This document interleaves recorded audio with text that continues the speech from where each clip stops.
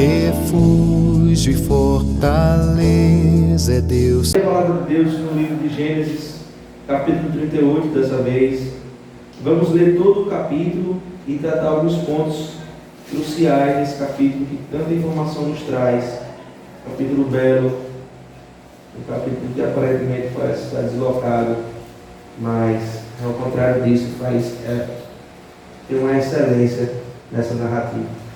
Capítulo 38 de Gênesis, cujo título a Sociedade Bíblica dá de Judá e Tamar. Vocês acharam? Veja o que diz. Aconteceu por esse tempo que Judá se apartou dos seus irmãos e se hospedou na casa de um adulamita chamado Ira. Ali viu Judá a filha de um cananeu chamado Sua. Ele a tomou por mulher e a possuiu. E ela a concebeu e deu à luz um filho, e o pai lhe chamou de Tornou a conceber e deu à luz um filho. A este deu a mãe o nome de Onã. Continuou ainda e deu à luz a outro filho, cujo nome foi Selá. Ela estava em Quezibe quando o teve. Judá, pois, tomou a esposa para o seu primogênito, e o nome dela era Tamar. Porém, o primogênito de Judá era perverso perante o Senhor, pelo que o Senhor o fez morrer. Então disse Judá a Onã: possui a mulher do teu irmão, cumpre o levirado e suscita descendência a teu irmão. Sabia, porém, Onã que o filho não seria tido por seu, e todas as vezes que possuía a mulher de seu irmão, deixava o sêmen cair na terra, para não dar descendência a seu irmão. Isso, porém, que fazia era mal perante o Senhor, pelo que também a este fez morrer. Então disse Judá a Tamar, sua nora: permanece viúva em casa de teu pai, até que Selá, meu filho, venha a ser homem. Pois disse: para que não morra também este como seus irmãos. Assim Tamar se foi, passando a residir em casa de seu pai. No correr do tempo morreu a filha de Sua, mulher de Judá. Consolado Judá, subiu aos tosqueadores de suas ovelhas em Timna, e ele e seu amigo Ira o adulamita. E comunicaram a Tamar: eis que o teu sogro sobe a Timna, para tosquear as ovelhas. Então ela despiu as vestes de sua viuvez, e cobriu-se com o véu, se disfarçou e se assentou à entrada de Enaim, no caminho de Timna, pois via que Selá já era homem, e ela não lhe fora dada por mulher. Vendo-a Judá, teve-a por meretriz, pois ela havia coberto o rosto. Então se dirigiu a ela no caminho e lhe disse: vem, deixa-me possuir-te, porque não sabia que era sua nora. Ela respondeu: que me darás para coabitares comigo? Ela respondeu: enviar-te-ei um cabrito do rebanho. Perguntou ela: dar-me-eis penhor até que o mandes? Respondeu ele: que penhor te darei? Ela disse: o teu selo, o teu cordão e o teu cajado que seguras. Ele, pois, lhe deu e possuiu, e ela concebeu dele. Levantou-se ela e se foi, tirou de sobre si o véu e tornou as vestes da sua viuvez. Enviou Judá o cabrito por mão da adulamita, seu amigo, para reaver o penhor da mão da mulher, porém não a encontrou. Então perguntou os homens daquele lugar: onde está a prostituta cultural que se achava junto ao caminho de Enaim? Responderam: aqui não esteve meretriz nenhuma. Tendo voltando Judá, disse: não a encontrei. E também os homens do lugar me disseram: aqui não esteve prostituta cultural nenhuma. Respondeu Judá: que ela o guarde para si, para que não nos tornemos em opróbrio. Mandei-lhe com efeito o cabrito, todavia não a achaste. Passado quase 3 meses, foi dito a Judá: Tamar, tua nora, adulterou, pois está grávida. Então disse Judá: tirai-a fora para que seja queimada. E tirando-a, mandou ela dizer a seu sogro: do homem de que são estas coisas eu concebi. E disse mais: reconhece de quem é este selo, este cordão e este cajado. Reconheceu Judá e disse: mais justa é ela do que eu, porquanto não a dei a Selá, meu filho, e nunca mais a possuiu. E acontecendo que, estando ela para dar à luz, havia gêmeos no seu ventre. Ao nascerem, um pôs a mão fora, e a parteira, tomando-a, lhe atou um fio encarnado e disse: este saiu primeiro. Mas recolhendo ela a mão, saiu o outro, e ela disse: como rompeste saída? E lhe chamaram Pérez. Depois lhe saiu o irmão, em cuja a mão estava o filho encarnado, e lhe chamaram Zera. Amém. Vamos orar juntos. Senhor nosso Deus, muito obrigado, Senhor, pela tua palavra.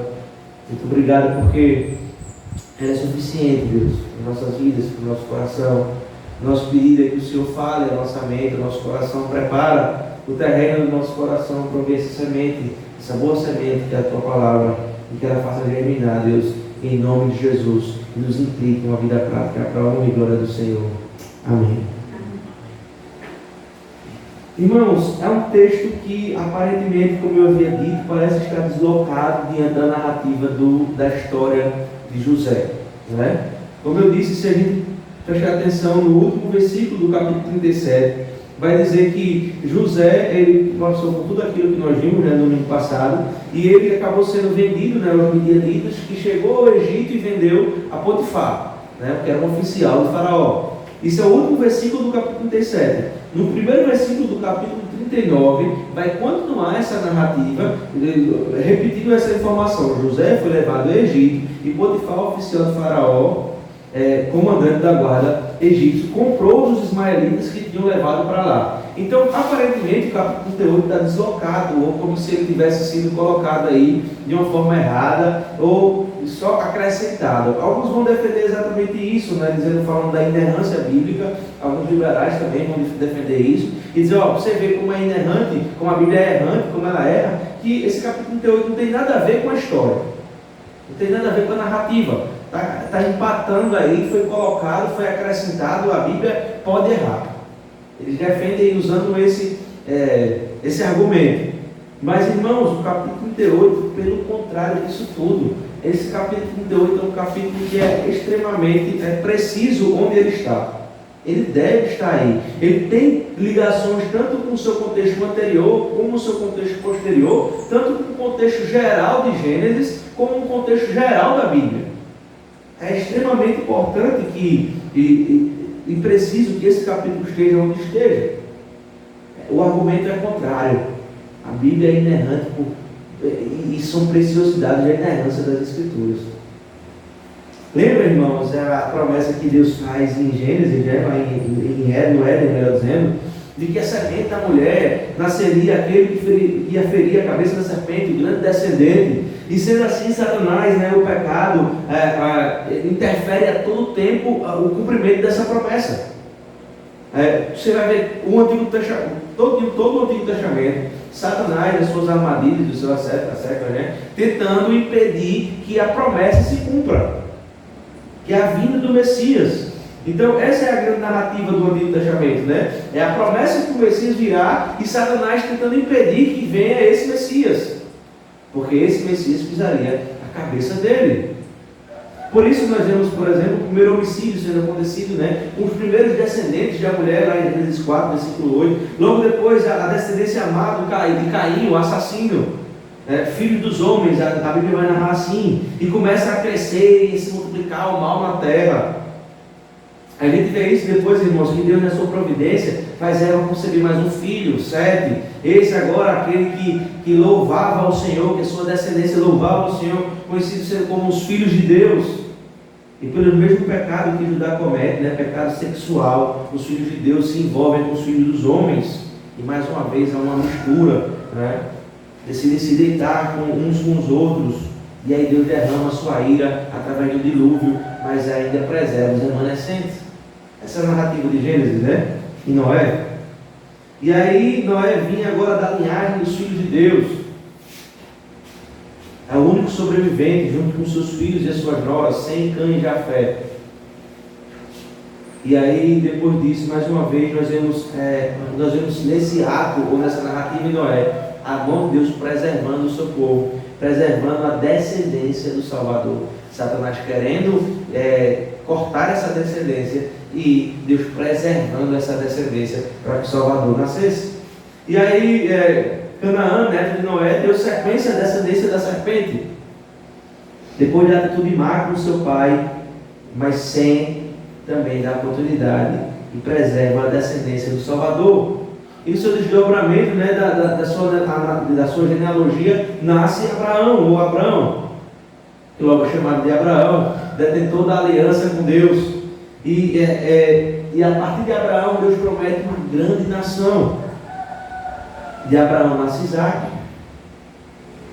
como aquele que procederia da genealogia dos filhos de Deus. De Isaac nasce Jacó, não só Jacó, mas Jacó e Esaú. E de Jacó nasce Judá, José e seus irmãos, esses que encabeçariam as 12 tribos de Israel. Então, esse é o grande contexto de Gênesis até chegar no capítulo 38, né? Ou capítulo 37. Esse capítulo, irmãos, no qual nós estamos abordando, como eu disse, parece ser uma interrupção.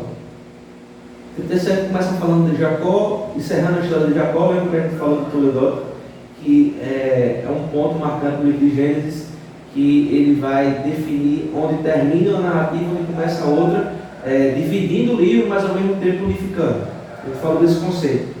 E aqui, no capítulo 37, termina uma história e começa agora a narrativa de José e dos filhos. Termina a história de Jacó e começa a narrativa de José e dos irmãos de José, né? E no capítulo 38 parece ter uma interrupção nessa narrativa. É como se tivesse um outro Toledote aqui, né? Mas não tem. Propositalmente. Porque é a mesma narrativa, é a mesma história. Está falando da mesma coisa. Ainda o tema central é a preservação. Cuidado de Deus com o seu povo, preservar o seu povo e preservar a descendência do Messias. Essa narrativa é importantíssima para isso, né? Se a gente olhar, por exemplo, a história que começa no capítulo 37 e termina no capítulo 50, né? Nós vemos esse pulo de José para o capítulo 39, não sendo o principal ator, né? Ator não seria a melhor palavra, mas a principal pessoa no capítulo 38, mas ele divide esse protagonismo junto com Judá. E aqui no capítulo 38 nós vemos exatamente isso, né? Uma narrativa dentro da narrativa, que dentro dos seus desdobramentos seria impossível que se completasse sem que isso estivesse aqui no capítulo 38. Se nós olharmos para um contexto maior, irmão, no capítulo 37 ao 50 de toda a história de José e seus irmãos, está ligado a diversos textos de toda a revelação, visto que a preservação, ou melhor dizendo, a progressão das Escrituras exige preservação do povo de Deus e preservação da linhagem daquele que nasceria o Salvador. Então, irmãos, olhando para isso, olhando nessa perspectiva, né? Quando há o nascimento de Pérez, no final do capítulo 38, o filho de Judá aqui, que no futuro seria o patriarca da família, que geraria o rei Davi, no qual Jesus Cristo também é gerado dessa descendência, isso mostra a soberania de Deus, contemplando toda a história.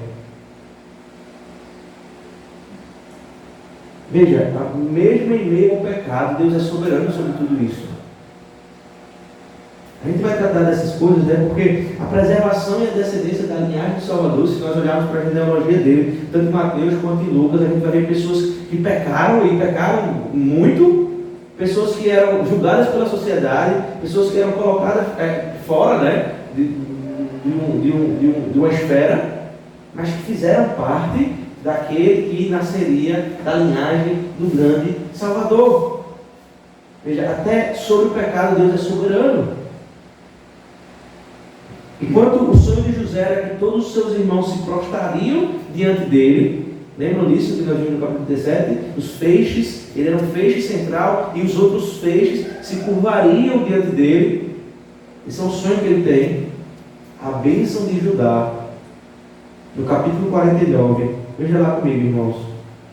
Forma bem rápida. Gênesis 49. Vamos um pouquinho na frente. O penúltimo capítulo. Veja o versículo 9 e 10. Aqui, Jacó, antes de morrer, ele está derramando bênção sobre os seus filhos, né? E ele dá uma bênção específica para Judá. Esse que é o grande personagem do capítulo 38. Veja lá, versículo 9 e 10.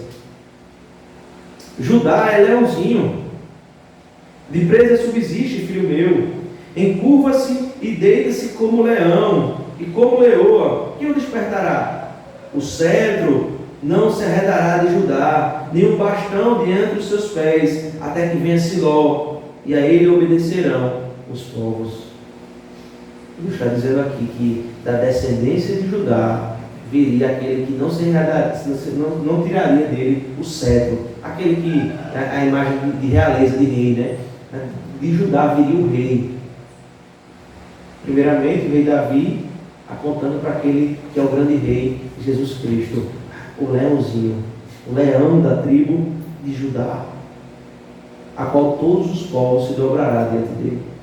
Então veja, irmãos, na verdade, quando nós olhamos todo esse contexto do capítulo 37, capítulo 50 de Gênesis, o grande personagem aqui passa a ser Judá. Porque enquanto José preservou o povo de Deus, Judá preservou a linhagem do Messias. Não haveria povo de Deus se não houvesse Messias. Veja como se conecta agora com toda a revelação, né? Como é importante o capítulo 38. E se nós lemos o capítulo 38 sem entender esse contexto, realmente não faz sentido. Parece que foi colocado. Parece que é uma narrativa totalmente contrária à narrativa que já está ocorrendo aqui. Parece que era para ser um capítulo fora da história.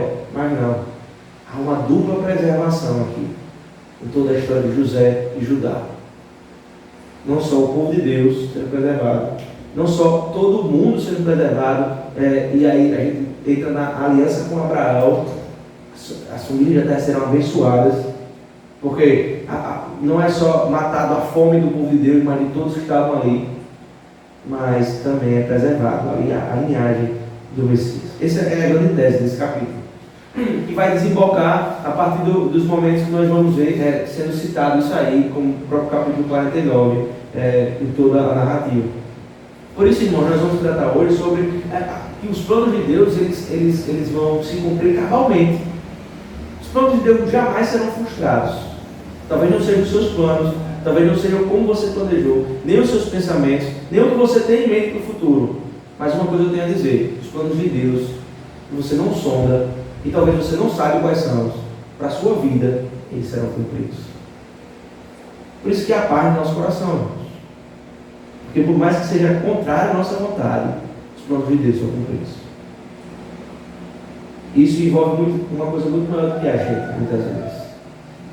Talvez Judá não tinha essa noção do que ele estava fazendo, ou de quem ele representava aqui. Talvez ele, quando ouvisse a bênção, talvez ele tivesse interpretado como a descendência do Messias, não sei. Mas veja a importância que há nisso. Era algo muito maior do que ele, muito maior do que aquele povo em si, mas era algo eterno que ele estava preservando. E aí, irmão, no versículo 1, tratando aqui do versículo 1 ao versículo 10, diante do que os planos de Deus jamais serão, sempre serão cumpridos, sempre vão ser cumpridos cabalmente. E aí eu digo que essa narrativa do versículo 1 ao versículo 10, do capítulo 38, diz que isso se cumpre mesmo em meio à perversidade do homem.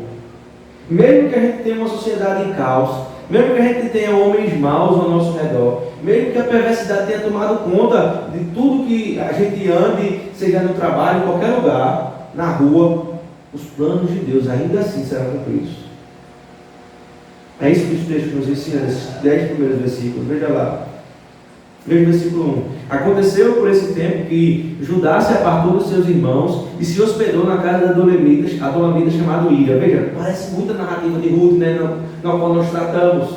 Ele passa por um problema, e aqui o problema é o que ocorreu no capítulo 17, por isso a ligação do seu contexto próximo.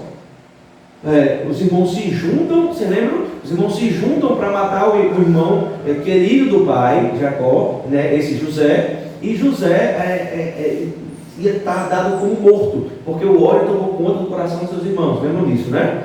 E aí o mais velho, Rubem, se levanta e diz: vamos preservar a vida do nosso irmão, vamos colocá-lo no buraco, num poço, não vamos matá-lo. E aí a gente molha aqui a túnica, né, de mangas compridas, túnica estalada de mangas compridas, e mostra o nosso pai, e uma fera atacou ele vai ter essa noção e vai dar por morto. E a gente vamos vender ele agora. Essa narrativa. Eles queriam matá-lo, o irmão se sente responsável, o mais velho, e não deixa que isso aconteça. Mas aí Judá se levanta, né? E aí, fazer corrigir o que eu disse antes, né? Judá é que diz: não, vamos vendê-lo, vamos matá-lo, vamos vendê-lo. Judá se levanta e diz: não vamos matá-lo, vamos vender aqui. Veja que, e aí está aquilo que o pastor Paulo Brasil vai chamar de José. Ele não foi vendido, ele foi enviado. Na perspectiva humana, ele foi vendido, mas aí era o próprio Deus enviando para que ele se tornasse no futuro alguém para preservar o povo de Deus. Ele foi enviado. E esse envio de Deus muitas vezes nos causa dificuldade na nossa vida, né? Assim como causou nele, na vida de José. Ele precisou ser rejeitado, ele precisou ser odiado, ele precisou ser dado como morto, ele precisou ser vendido. E logo mais na frente nós vamos ver nos capítulos próximos toda a dificuldade que ele passou, porque ele não foi vendido, ele foi enviado por Deus. É uma função, é um objetivo muito maior que ele mesmo, que é a preservação do povo de Deus. E aí Judá, irmãos, diante dessa confusão que ele teve com seus irmãos, ele decide sair de dentro da sua casa, dentro dos seus irmãos, e aí ele passou um tempo, né, se apartou dos seus irmãos e se hospedou na casa de Adulamita, um cananeu, inimigo do povo de Deus, né? E aí a gente vê Ruth fazendo, a sua sogra fazendo a mesma coisa, junto com o seu marido, sai do meio do povo de Deus por causa de um problema com fome, né? E ele vai para uma terra desconhecida, onde há outros deuses, onde há uma outra cultura, em que ninguém glorifica a Deus no seu meio. Às vezes nós queremos resolver o problema da nossa vida assim, simplesmente sumindo, né? Mudando de igreja, ou saindo da nossa casa. Aquilo que nós falamos no domingo passado, né? Às vezes a gente quer resolver as coisas na fuga, e a última coisa, ou a consequência mais maléfica da fuga diante dos problemas e não resolvê-los, mas fugir dos problemas, é o suicídio, é a morte. Eu vou tirar a minha vida, porque eu não consigo mais lidar com os problemas que estão me ocorrendo. Ou eu mato ou eu morro. E a fuga me faz matar a mim mesmo, né? Suicidar. Judá ele não chega a esse ponto, mas ele tenta fugir do problema. Isso tudo debaixo da soberania de Deus. Mesmo buscando um caminho contrário ao Senhor, nada lhes foge da soberania de Deus. Aí nota, irmãos, que no versículo 2, né, ele vê como as coisas vão acontecendo, são consequências de um pecado que puxa outro pecado, né? Ele se aparta da terra prometida e ele volta a se misturar com a descendência má. Ele vai para uma outra terra, né? E agora ele vai se relacionar com uma mulher que tem uma visão totalmente diferente da dele, que tem conceitos diferentes, que adora outros deuses. E agora, pelos seus olhos, ele se apaixona, né? Veja o versículo 2, ele viu, né? Judá viu a filha de um cananeu, essa sua, né? Chamada sua, e tomou como mulher e a possuiu. Ele comete o mesmo erro, né? Que acontece quando os filhos de Deus se misturam com os filhos dos homens. Mesmo erro. Volta que a história parece ser cíclica, né? Volta a acontecer as coisas. Parece que o povo de Deus ele é duro em aprender com a história. Nós somos muito rápidos em esquecer o que Deus fez e o que aconteceu. Por isso a pregação, né? Volta para o passado, para pregar o presente e o futuro. E aí, irmãos, no versículo 2, ele toma uma mulher, ele constrói uma família, e essa família é construída à base de muito pecado. E no versículo 3, a primeira coisa que acontece é que ele deu à luz a um filho e chamou esse de né? Depois, versículos em seguida, ele torna a dar luz novamente e chama de Onã, o filho, e deu uma luz a um outro filho, versículo 5, cujo nome foi Selá. Selá. E aí veja comigo, É interessante porque no versículo 6 entra um novo personagem agora, uma nova personagem. Judá toma para a esposa, né, por esposa para o seu filho, para o seu primogênito, uma mulher cujo nome dela é Tamar. E essa mulher ela vai ficar conhecida na história que vai seguindo. Tanto que o Novo Testamento vai citar o nome dessa mulher. Tamar, uma nova personagem, que aparentemente não vai influenciar em nada aqui, mas tem uma grande importância aqui na história do povo de Deus e na linhagem do Messias.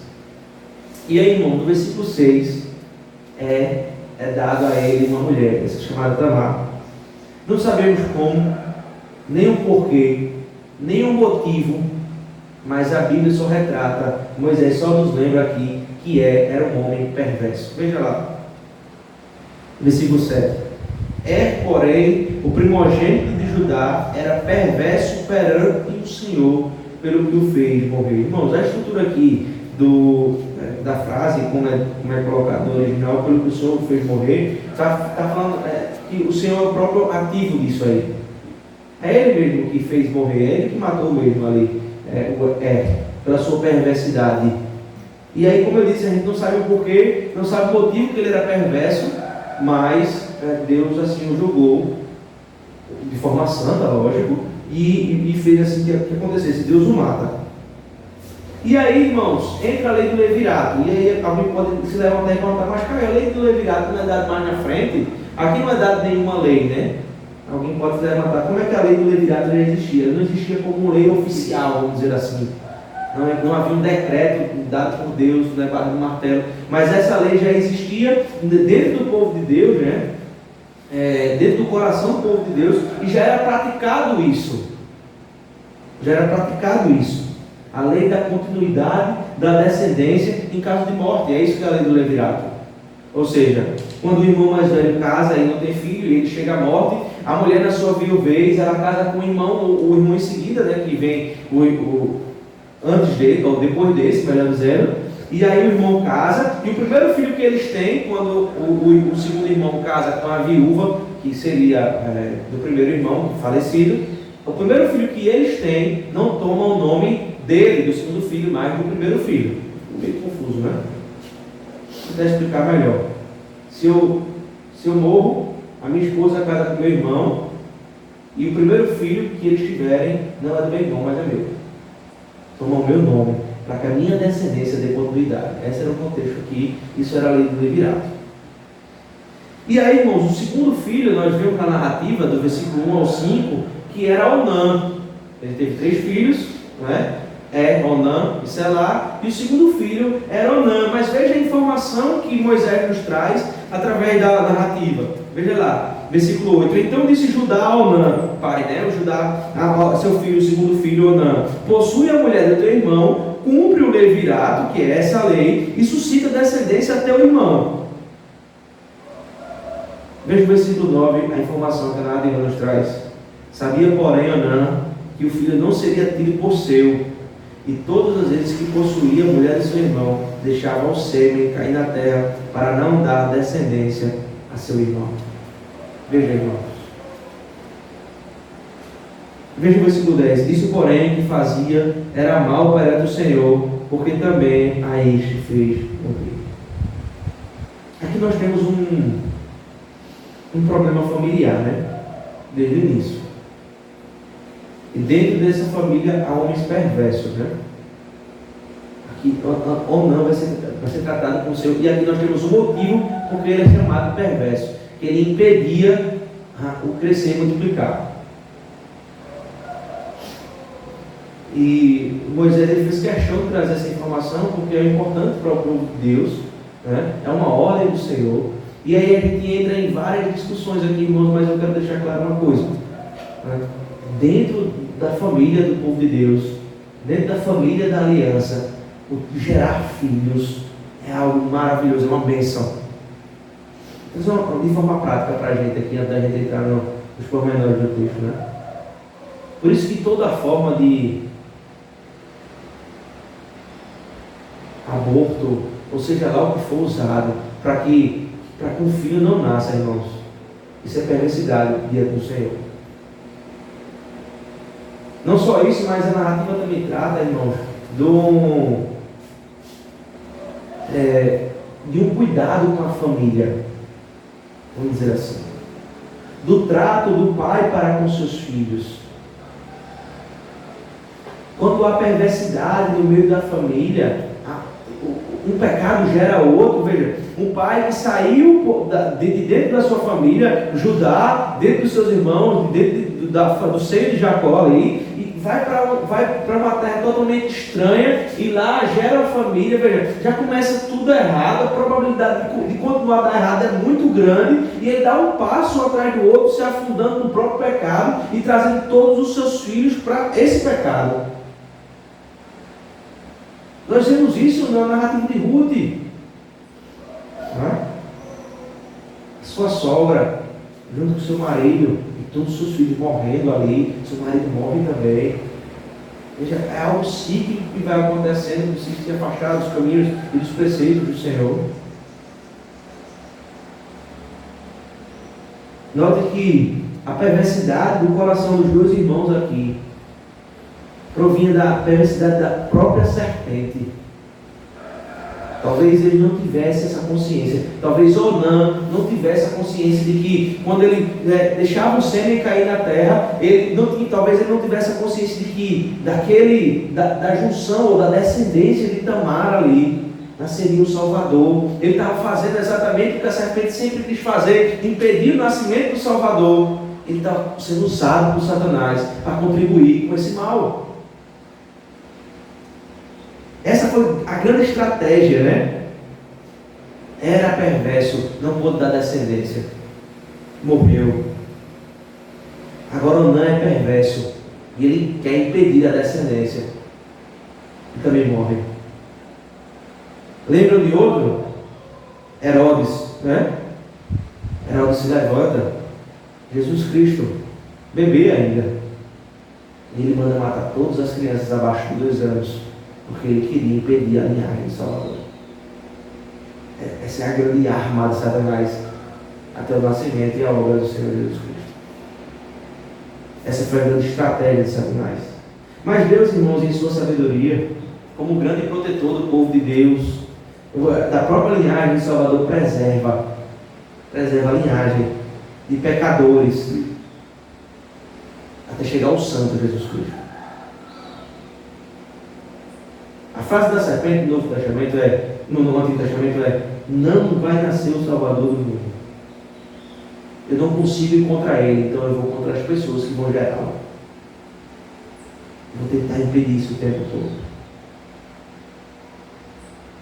Note, irmãos, que diante de toda a perversidade do homem, seja de Onã, que foi descrito no texto, a linhagem do Salvador ela foi preservada. Os planos de Deus não foram frustrados diante da perversidade humana. Então, irmãos, isso traz calma ao nosso coração diante da agitação do pecado lá fora e o mundo que nós vivemos aqui, diante do caos em que nós vivemos, diante dos nossos filhos sendo ensinados pelas mídias, pelas pessoas e tantas coisas, a perversidade do homem. E aí a gente pode dar nome a isso, né? Os gêneros multiplicados aí pelos homens, diante da homossexualidade que existe, diante da perversidade que existe, todo nome que for dado, a gente pode ter paz no nosso coração, porque há um Deus que preserva o seu povo e que cuida do seu povo. É lógico que com isso a gente não se exime da nossa responsabilidade de ensinar nossos filhos, de cuidar dos nossos filhos, mas acima disso há um Deus que cuida. Irmãos, você sabe o que é você mandar o seu filho para a escola e não saber se ele vai voltar diante da perversidade dos homens? Porque alguém pode assaltá-lo na esquina e matá-lo, alguém pode sequestrá-lo, alguém pode fazer qualquer mal. Mas não. Isso pode causar, né, qualquer tipo de ansiedade no coração de um pai, de uma mãe, uma superproteção.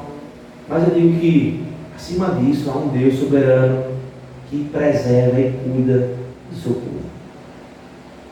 Eu sei que é difícil dizer isso para uma mãe que perdeu seu filho, para um pai que perdeu seu filho. Mas isso é uma verdade que tem que ser estabelecida no nosso coração. É muito mais fácil dizer antes do que aconteça, se o coração seja preparado para se um dia isso acontecer. Então, diante da perversidade do homem, os planos de Deus, irmãos, continuam. Mas não só isso. Mesmo que os homens façam planos, os planos de Deus sobressaem sobre os planos dos homens, porque eles se cumprem cabalmente. Isso a gente vai ver dos versículos 11 aos versículos 15, irmãos. Veja lá. O Judá, ele tem uma má intenção. Veja o que ele diz no versículo 11. Então disse Judá a Tamar, sua nora: permanece viúva em casa de teu pai, até que Selá, meu filho, venha a ser homem. Pois disse: para que não morra também este como seus irmãos. Assim Tamar se foi, passando a residir na casa de seu pai. Judá aqui, ele planeja algo maléfico, né? Com a justificativa de proteger o seu filho. Veja que o texto dá a justificativa, né? E aí você pode dizer: mas Caio, veja como é genuíno, como faz sentido o que Judá está fazendo aqui. Judá olhou para Tamar, uma mulher que aparentemente era amaldiçoada, porque casou com o primeiro filho e morreu, casou com o segundo filho e morreu. Eu não vou dar meu terceiro filho em casamento para essa mulher. Eu estou protegendo a minha família. Eu estou protegendo o meu filho. E o meu plano é: eu vou enganá-la. Vou dizer: vai lá, fica na tua viuvez, vai para a casa do teu pai, e quando meu terceiro filho crescer, eu te dou em casamento. Mas a intenção do coração de Judá nunca foi isso, porque ele queria proteger o filho dele. Morreu 2 filhos e casou com essa mulher. O problema não está com meus filhos, né? Talvez ele tenha pensado assim: está nessa mulher, é uma amaldiçoada. Tamar, ela entende que o filho precisava crescer para se casar com ela, e ela espera, ela só viuvez na casa do seu pai, esperando o filho crescer para tomar e ter descendência do primeiro marido ainda, né? Veja que o plano que Judá ele trama ali é um plano que aparentemente é justificável, mas é um plano que é perverso também, porque ele preferiu proteger o seu filho do que cumprir a lei de Deus. E aí, irmãos, isso não é justificável. Proteger o filho e proteger a família é um princípio bíblico, mas não está acima do cumprimento dos princípios do Senhor, da ordenança do Senhor. Isso tem que ficar claro na nossa mente, porque quando eu faço algo que está acima dos princípios, da ordenança de Deus, eu estou idolatrando isso. Então, essa era a perspectiva de Judá. Ele amava mais o seu filho do que a Deus. E por isso ele queria não oferecê-lo em casamento com ele, que possivelmente ele pudesse morrer. É uma má intenção, irmãos. Ele arruma uma solução. E aí ela permanece viúva, vai para a casa do pai, né? Esperar a falsa, né, afirmação se cumprisse. Que Selá ficasse grande e pudesse tomar um casamento. Veja que mesmo que inconsciente, ou inconscientemente, dizendo, Judá, ele planeja acabar com a descendência do seu filho e, consequentemente, a descendência do Salvador. Ele cumpre os planos de Satanás. Mas os planos de Deus não são frustrados diante dos planos dos homens, muito menos de Satanás. Veja que coisa intrigante, meus irmãos. Ela não se prostituiu durante esse tempo. Ela não casou-se com... Não procurou outro casamento. Ela, assim como Ruth, que tinha toda a justificativa para ficar dentro da sua cidade, não voltar na viuvez da sua sogra, nem da sua própria viuvez, mas procurar um marido na sua casa, na sua terra, né, com a sua cultura. Ela não se prostitui, então. Ela permanece pura, cumprindo a lei do Senhor e esperando que Selá tornasse homem para casar-se com ela. Ela não procura um casamento relacionamento com outra pessoa, ela não quer solucionar de outra forma, ela não busca os seus próprios prazeres, muito menos o seu próprio sustento. Ela espera no Senhor. Ela espera que se ela tornasse homem. Agora veja a informação que a narrativa nos traz no versículo 12. Veja lá. No correr do tempo, morreu a filha de sua mulher de Judá, e consolado Judá, subiu aos tosqueadores de suas ovelhas em Tímina, ele e seu amigo Ira, o adulamita. Veja, agora, não só Tamar estava viúva, como Judá também ficou viúvo. Sua esposa morre. E aí ele sobe a Tímina a sacrificar ovelhas, a matar ovelhas, a cortar ovelhas, é o que diz o verbo aqui, né? Buscando nisso consolo, talvez uma forma de saciar a sua raiva diante da morte da sua esposa, né? Ele vai tosquear ovelhas, significa exatamente isso, cortar ovelhas. Talvez ele quisesse colocar ali, naquele ato, toda a sua raiva pela perda da esposa. Mas diante de tudo isso, irmãos, Tamar, ela fica sabendo disso. Veja o versículo 13. E comunicaram a Tamar: eis que teu sogro sobe a Tímina para tosquear as ovelhas. Então Tamar ela toma uma decisão. Versículo 14. Então ela despiu as vestes da sua viuvez, e cobrindo-se com um véu, se disfarçou e se assentou à entrada de Enaim, no caminho de Tímina, pois via que Selá já era homem e não lhe for dada como mulher. Tamar disse: Judá, ele não vai me dar o seu filho. Como é que eu vou suscitar descendência? E ela toma uma atitude ali, desesperada naquele momento. Ela tira as vestes da sua viuvez e se veste como uma meretriz. E aí Judá vai exatamente para um ponto de encontro onde Judá passaria. E aí no versículo 15, Judá vê aquela mulher, toma, né, teve ela como meretriz e vai afogar sua mágoa agora, né, com essa mulher. Muito provavelmente tinha tomado bastante vinho e toma agora essa meretriz que era Tamar, a sua nora, por mulher, por meretriz. Veja o versículo 16, conta essa narrativa. Então se dirigiu a ela no caminho e lhe disse: vem, deixa-me possuir-te, porque não sabia que era sua nora. De fato, ele não sabia, né? E ela respondeu: que me darás por coabitares comigo? Agora ela vai preservar, né, sua imagem.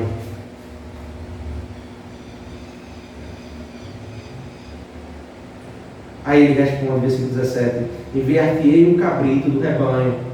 Mas não poderia ser um cabrito, irmãos, porque o cabrito é qualquer um, né? O cabrito é tudo igual. Não tem como diferenciar de quem é o cabrito. E aí ele perguntou: dar-me penhor até que tu mandes? Respondeu ele: que penhor te darei? E ela disse: me dê o seu selo, o teu cordão e o teu cajado. Pronto, agora não tem como não saber de quem ela concedeu. Porque ela estava agora com instrumentos, com pessoais de uma pessoa, lógico, e qual diferenciaria de qualquer outra pessoa? São características pessoais. O seu cordão, né, o seu selo e o seu cajado. Não há como ter igual a esse aqui. Agora eu vou me resguardar. E ele, pois, lhes deu, possuiu, e ela concedeu. Veja, mais uma vez, o plano de Satanás, o plano dos homens falha diante dos planos de Deus. Mais uma vez, irmãos. E aí, irmãos, ela levantou-se, depois de se deitar com ele, tirou sobre si o véu e tornou a veste de sua viuvez. E veja o que a narrativa vai me dizer, né? Judá vai enviar o cabrito pela mão do Adulamita, seu amigo, para reaver o penhor da sua mulher. Porém, não a encontra a mulher, lógico, ela não estava mais ali, ela foi só para esse ato, ela não ia se prostituir, né? Continuar se prostituindo de forma nenhuma. E aí, então aí pergunta, versículo 21, os homens de aquele lugar: onde está a prostituta cultural que se achava junto ao caminho de Enaim? Onde é que está a prostituta que passou por aqui? E aí responderam: aqui não teve meretriz nenhuma, não há prostituta nesse lugar. Tendo voltado a Judá, versículo 22, não a encontrei. E também os homens no lugar disseram: aqui não teve prostituta nenhuma. E respondeu Judá: que ela o guarde para si, para que não nos tornemos em opróbrio. Mandei-lhe com efeito o cabrito, todavia não achaste. Judá está dizendo: eu cumpri aquilo que disse. Eu prometi um cabrito e mandei. Ela não pegou porque ela não estava lá. E aí veja o que acontece agora. As informações que são dadas agora a partir do versículo 24, irmãos. Passado quase 3 meses, quando a barriga começa a crescer, né? Chega a informação a Judá. A informação era: Tamar, sua nora, adulterou, pois está grávida. E a primeira atitude de Judá é o quê? Traga ela e vamos matá-la, porque ela devia ter esperado meu filho.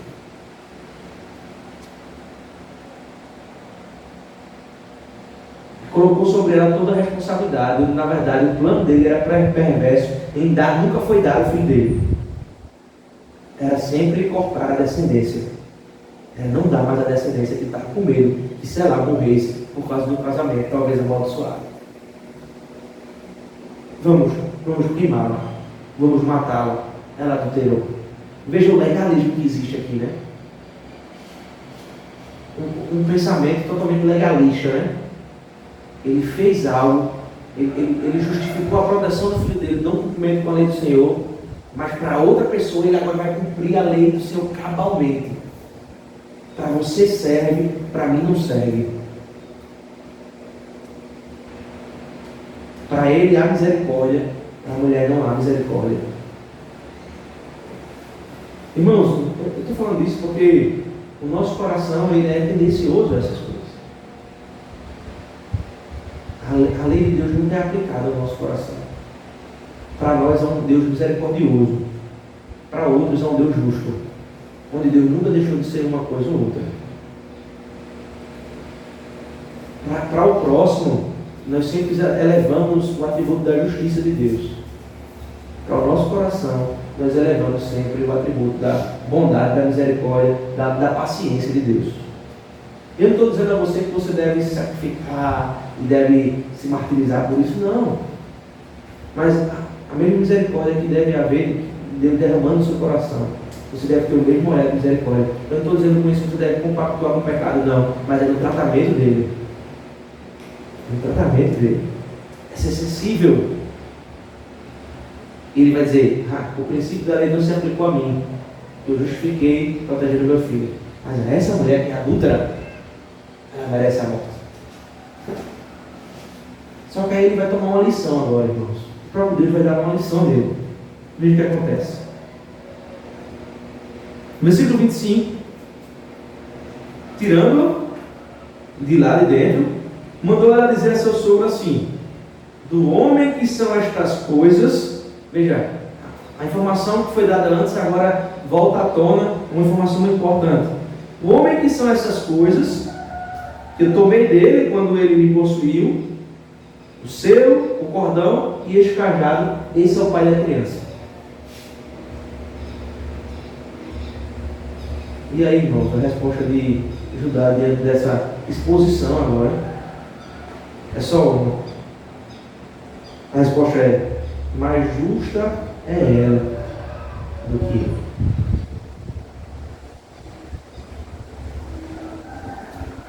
Diante disso, irmãos, Tamar, Ruth, Raabe, que não faziam parte do pacto, da aliança do povo de Deus, elas são declaradas justas.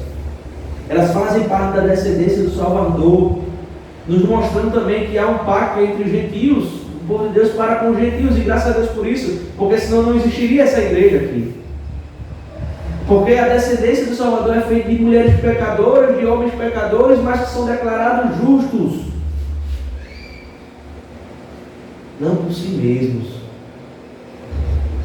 mas pelo nascimento, pela obra, pelo sacrifício e pela ressurreição do Senhor Jesus Cristo. Por isso, irmãos, aqui eu digo, você nunca vai ser santo o suficiente. Você nunca vai atingir um padrão de santidade bíblica. Nunca.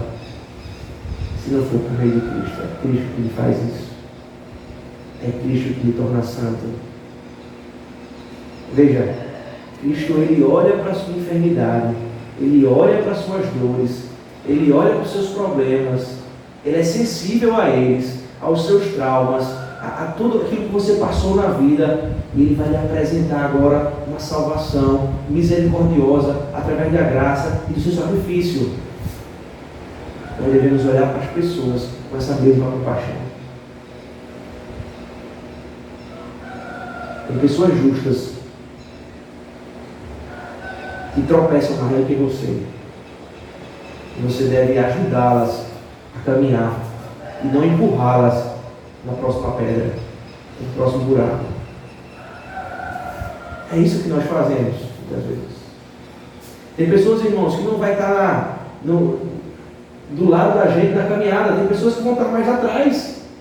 Tem pessoas que vão estar mais na frente. Mas todos estão caminhando para o mesmo caminho, para o mesmo lugar, para o mesmo objetivo. E o Senhor está dizendo assim, ó, se você consegue caminhar mais rápido que o outro, volte atrás, pegue o outro no colo e caminhe junto com ele. Não aponta o dedão, não, mas esteja junto com ele. Na hora, o Espírito Santo entra no coração ali, abre o coração de Judá, e ele entende, ele declara, ela é mais justa do que eu. Que informação, irmãos, aqui. Ela é mais justa do que eu. Ele reconhece o símbolo do pecado dele. Quando ele vê o bordão, o selo e o cajado, ele lembra que ele nunca deu o filho dele a casamento. Uma falsa justificativa. O Espírito Santo abre a mente dele e ele entende. É muito mais justo do que eu. Eu não merece amor. E a justificativa é exatamente essa, veja lá. Versículo 26, né? Mais justa é ela do que eu, porquanto não a dei a selar meu filho. E a informação que traz no texto no final, nunca mais ele a possuiu. Nunca mais ele a possuiu. Ele entendeu ali o significado. E veja agora o final do texto, irmãos. Que é a declaração exatamente da existência dessa linhagem e a continuação, e graças a Deus por isso. Porque é disso aí que nasce o nosso Salvador. Aqui nos seus antepassados, é bem verdade, mas se não existisse isso, né? A linhagem não se cumpriria. E precisava ser cumprido. Versículo 27. E aconteceu que, estando ela para dar à luz, havia gêmeos no seu ventre. Essa história é cíclica, né? Vai se repetindo gêmeos e gêmeos e gêmeos. E note, sempre qual é o que sobressai e que Deus escolhe? Aquele que é menor. Não é? E veja o que acontece. Ao nascerem, versículo 28, um pôs a mão para fora, e a parteira, tomando-lhe, lhe atou um fio encarnado, e disse: este saiu primeiro. Mas recolhendo ele a mão, saiu o outro, e ela disse: como bom peixe saída, eles lhe chamaram Pérez. Depois saiu o irmão, em cuja mão estava o fio encarnado, lhe chamaram Zera. Ou seja, o primeiro a nascer foi Zera, mas o que participa da descendência é Pérez. O menor para o maior. É ser o primeiro, seja como que serve. Esse é o tom, né, das Escrituras. E é interessante, irmão, se a gente for, abra comigo no livro de Ruth, um pouco mais na frente. E por isso essa ligação tão forte. No último capítulo, de Juízes, antes de 1 Samuel.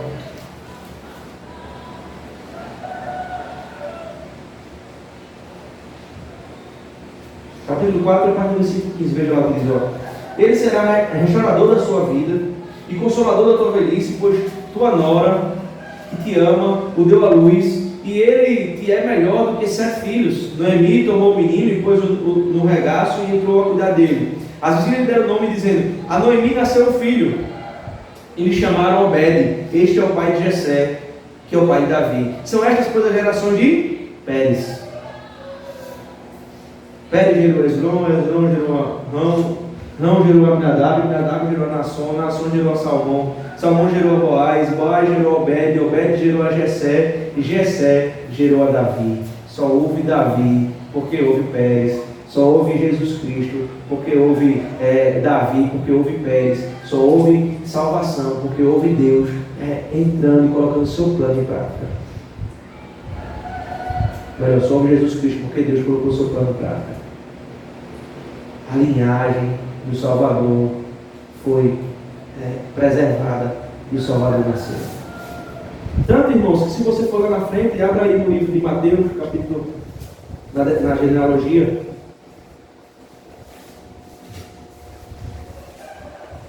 Capítulo 1, versículo do 1 ao 3, né?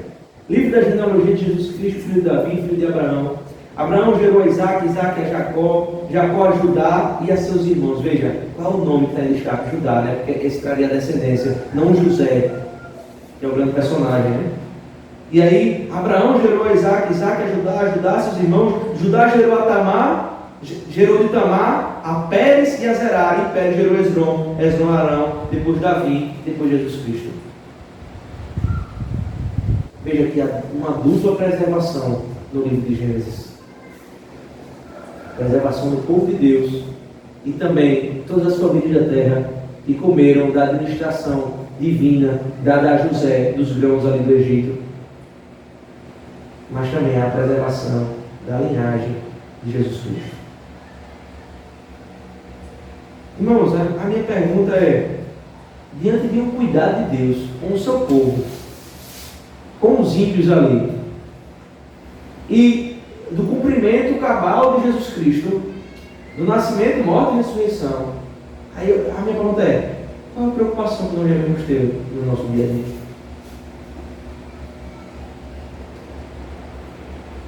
Parece não haver motivo, né? Jesus ele vai tratar isso, né? Quando ele vai falar da solicitude pela vida, lá no livro de Mateus, ele vai dizer: vocês não devem estar preocupados, porque Deus, Ele cuida, nosso Pai, cuida dos lírios do campo. Eles não trabalham, eles têm como eles se vestem. Deus, Ele cuida dos pássaros, eles não trabalham, eles não passam fome, eles têm o que comer. Por isso que vocês não devem andar ansiosos. Deus preserva o seu povo. Deus cuida até dos ímpios. Veja, Ele dá o sol, Ele dá a chuva. E Deus cuida daquilo que, o cordão de ouro da Bíblia, do nascimento de Cristo, da morte, da ressurreição. E o ponto que vai ser a chave virada é a consumação. Por isso, irmãos, não andeis ansiosos. Buscar em primeiro lugar o reino de Deus e a sua justiça, e estas coisas nos serão acrescentadas. Que Deus nos abençoe, irmãos. Vamos orar. Senhor nosso Deus, nós louvamos o Teu nome, ó Pai, por essa palavra, Senhor. Desse texto que é tão rico, que aparentemente, Deus, é tão deixado de lado, que nós às vezes não se consegue enxergar a riqueza desse texto, e graças a Deus o Senhor nos faz conhecer, através do Teu Espírito, né? Esse capítulo tão precioso da Tua Escritura. Ó Deus, muito obrigado, Senhor, pelas informações aqui dadas. Muito obrigado porque o Senhor fala no nosso coração e o Senhor fala na nossa mente. Muito obrigado porque o Senhor preserva o Teu povo, os remanescentes. Muito obrigado porque o Senhor preservou o próprio Jesus Cristo, o nosso Salvador. Porque o Senhor cuida de nós nos mínimos detalhes. Nós louvamos ao Senhor por causa disso. Em nome de Jesus que nós oramos. Amém.